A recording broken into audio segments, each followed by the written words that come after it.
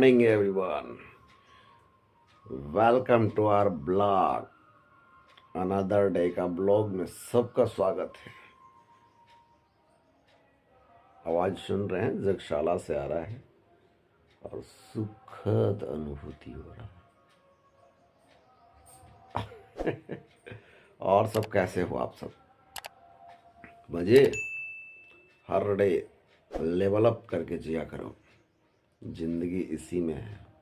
कोई नहीं देखता क्या है क्या नहीं है, बस साग से जिया करो मस्ती के साथ।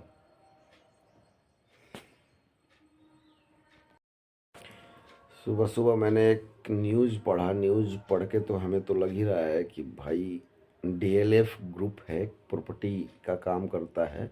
और इसका फुल फॉर्म अगर किसी को जानना हो तो गूगल कर ले। हालांकि दिल्ली लैंड एंड फाइनेंस होता है। और इसकी थोड़ी कहानी मैं जानता हूँ, चूँकि आप सर्च करेंगे, अपने से पढ़ेंगे तो आपको ज़्यादा मज़ा आएगा। मेरे से नहीं सुनिए तो अच्छा है, क्योंकि आपके अंदर उत्सुकता होगी। आप जाके पढ़िए डीएलएफ। हालांकि मैं कोई प्रमोशन थोड़े कर रहा हूँ। डीएलएफ ने मात्र 3 दिन में 7 करोड़ का फ्लैट 1137 लोगों को बेचा है।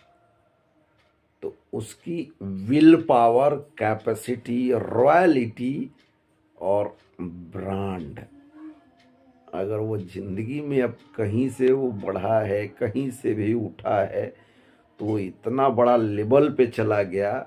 और उसकी मेहनत, उसके एम्प्लॉई का मेहनत और साथ का काम करने वाले यूनाइटेड होकर एम्प्लॉई का वर्क जो पावरफुल है, तभी तो 3 दिन में ऐसा पॉसिबल हो पाया। हालांकि ये न्यूज़ गुड़गांव से है। गुड़गांव में डीएलएफ का कॉरपोरेट हेड ऑफिस है और पूरे दिल्ली एनसीआर में ही डीएलएफ का है। आप लोगों को ध्यान होगा, अगर क्रिकेट देखते होंगे तो डीएलएफ कप होता था अबू धाबी में, स्पॉन्सरशिप था डीएलएफ का।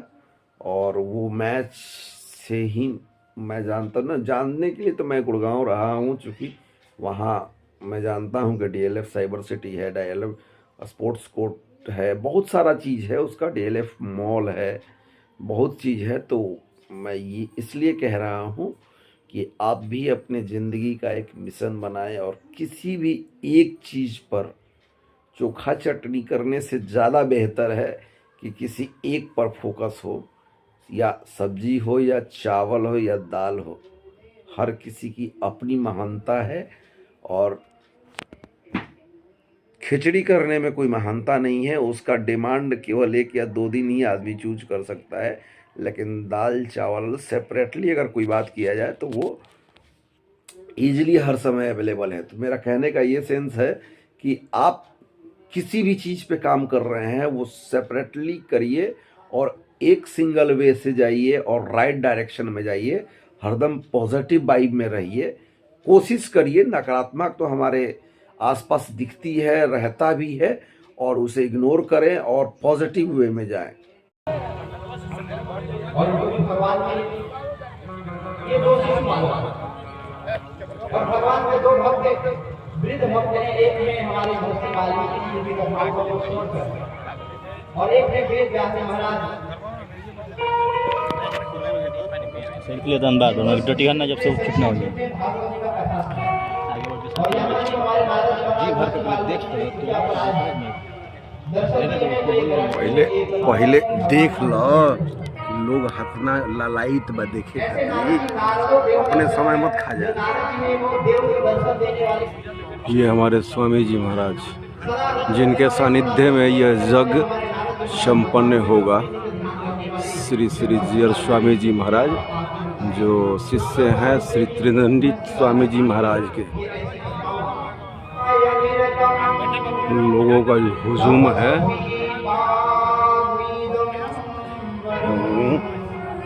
ऐसे में आई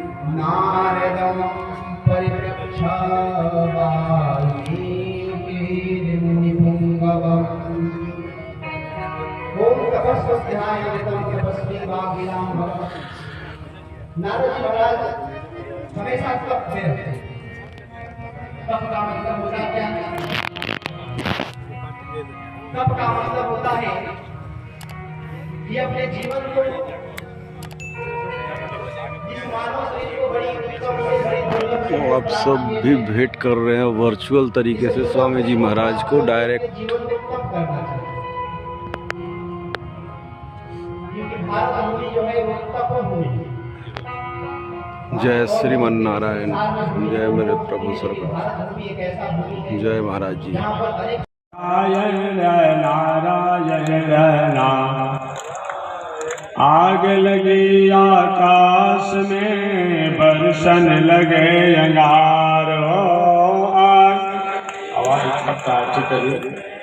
बरसन लगे अंगार, संत नहीं होते जग में तो जल मरता संसार हो।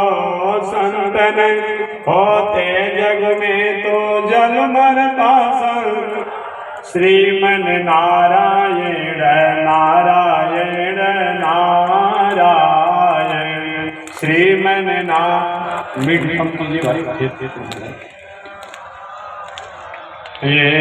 लक्ष्मी नारायण नारायण नारायण, लक्ष्मी नारायण नारायण।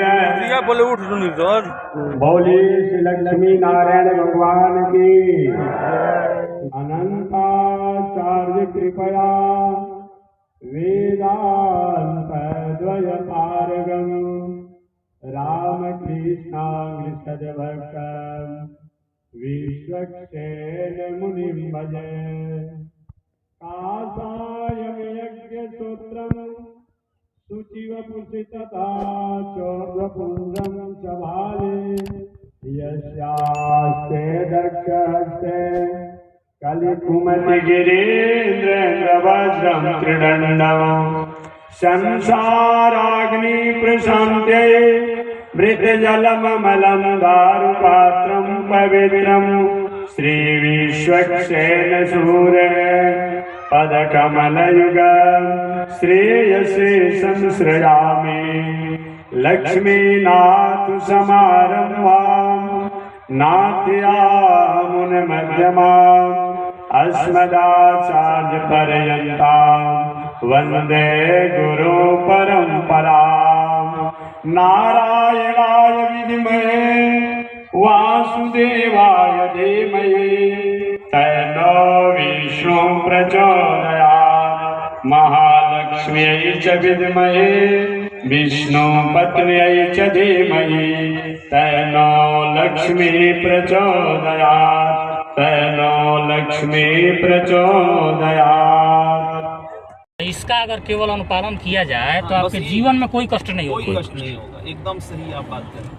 कोई भी काम कीजिए ईमानदारी से कीजिए। अभी मैं यही कहने वाला था कि आप अपने हर चीज में ईमानदार रहें जी, तो आप तुलनात्मक रूप से आपका मन शांत रहेगा, संतुष्ट भी रहेगा, और आप जो ये होता है ना सस्टेनेबल डेवलपमेंट जिसको बोलते हैं, ऐसा विकास जो प्रॉब्लम देखिए ऐसा नहीं है, स्थिति संभावना न हो, अस्थायित्व के साथ विकास, तो वो आप करेंगे पीढ़ी दर पीढ़ी, धीरे धीरे ही करेंगे। अब प्रॉब्लम आता है, ऐसा नहीं प्रॉब्लम नहीं आएगा, प्रॉब्लम तो करेगा कि विवेक है तो संपत्ति अर्जित कर सकते हैं, लेकिन संपत्ति है तो अब विवेक नहीं अर्जित नहीं अर्जित कर सकते, नहीं अर्जित कर सकते। लेकिन ईमानदारी वाला कितना छोटा बात बा। कितना आदमी एकरा के पालन करत हुई है? 99% ना। एक छोटा बताइए। लेकिन छोटा तो बा, लेकिन इतना व्यापक यूज बा कि जीवन के हर क्षेत्र में ईमानदारी। हर आदमी के अवस्था के हिसाब से ड्यूटी बटाई बा। विद्यार्थी पैदा होता है, विद्यार्थी बनता है, विद्यार्थी जीवन में ईमानदारी से पढ़े, परिवार के साथ उसका जो सिस्टम बना हुआ है उसमें पारिवारिक जीवन में ईमानदारी, परिवार में बाप को माँ को चूतिया बनाना, झूठ बोलना, इधर उधर छुपाना, मतलब ईमानदारी एक शब्द है, लेकिन इसके जीवन के हर क्षण में इसका एप्लीकेशन है, इसका वो है। तो इसीलिए बहुत ये बड़ा बाबू सुखी रह चाहत रह जाता, खाली जीवन में ईमानदारी उतारा जाए अपना, ईमानदारी बस और कुछ नहीं। ये नहीं कि है कुछ और दिखा कुछ और रहे हैं। ईमानदारी के साथ साथ गुरुजी एक चीज और है आप किसी भी काम में लग रहे हैं तो बिल्कुल लगन से लगिए, ऐसा नहीं कि वही ईमानदारी है, वही ईमानदारी है, वो भी ईमानदारी है, वही ईमानदारी है। आप उसमें अपना 100% दे रहे हैं। 100% दे रहे हैं। अगर उसमें नहीं, अगर आपसे सवाल किया जाए कि क्या आपने ईमानदारी से मेहनत की है, क्या बस हाँ इसका क्लियर हो मतलब है जाए, कि आपने अपना टोटल दिया। ताकत उसमें लगाया दिया है हाँ, जितना आपके पास था। हाँ। फुल परफॉर्मेंस मतलब ही पूरा ईमानदारी बहुत व्यापक शब्द है। अरे बहुत मतलब हमको नहीं लगता है कि लोग अपने लाइफ में बहुत कम लोग हैं, 1% होंगे दुनिया में। कहा गया है honesty is the best policy. एकदम पहले क्लास से हम लोग ट्रांसलेशन पढ़ते आ रहे हैं। लेकिन एक भी गवर्नमेंट एम्प्लॉय को देखिए अपना काम ईमानदारी से नहीं करेगा, एक भी कहा है किधर से ना किधर से एक भी प्राइवेट एम्प्लॉय को देखिए तो दुखी है अपने बॉस से। बात तो सही है। दुखी तो बॉस से केवल है ना। हाँ तो वो भी तो काम चोर है, वो भी तो नहीं भागना चाहता है, वो सोचता है कि चलो कम दिन में काम कर लें, ज़्यादा सैलरी मिल जाए, ज़्यादा सैलरी कम दे। तो बॉस चाहता है कि इससे ज़्यादा काम करा लें, अपने कम करें। प्राइवेट सेक्टर में विडम्बना क्या है शोषण कि भी। अगर वो काम नहीं करता है तो बॉस दुखी है, हाँ और काम करता है तो बॉस तो सुखी है, लेकिन वो दुखी हो जाएगा। लगता है हाँ कि एक तो हमारे पास वर्क प्रेशर है और हाँ। दूसरे हमारी मेहनत का फायदा ये ले रहा है। हाँ, अब मिल नहीं रहा है उसके अनुसार। अकेले हम ये मेहनत करते तो इसका मुनाफा भी हमारे पास ही रहता, तो वो डबल फिर दिक्कत। तो खैर कंपटीशन का समय है, वो जॉब दूसरा चीज हो गया। कंपटीशन किसी भी फील्ड में compete करना है। नहीं, लेकिन ईमानदारी जीवन के नहीं सर जानते अच्छा हैं, देखिए ये प्राइवेट सेक्टर और सरकारी सेक्टर की बात है ना। प्राइवेट सेक्टर में भी आप तभी प्रोग्रेस कर सकते हैं जब आप ईमानदारी से जो काम कर रहे हैं वो कंपनी के लिए करें, हाँ। और उसको ऊपर वाला को लगेगा कि नहीं हमारे कंपनी को इसके कारण प्रॉफिट हो रहा है, या जो भी सीनियर तो वो आपका प्रमोशन करेगा, वो प्रोग्रेस भले थोड़ा टाइम लगेगा। बिल्कुल सही कह रहे हैं जी। थर्ड क्लास की कंपनियां अलग तरीके का वर्क कल्चर डेवलप करती है, जो बढ़िया कंपनी है जी। जिसको साल दर साल अपना बढ़ाना है।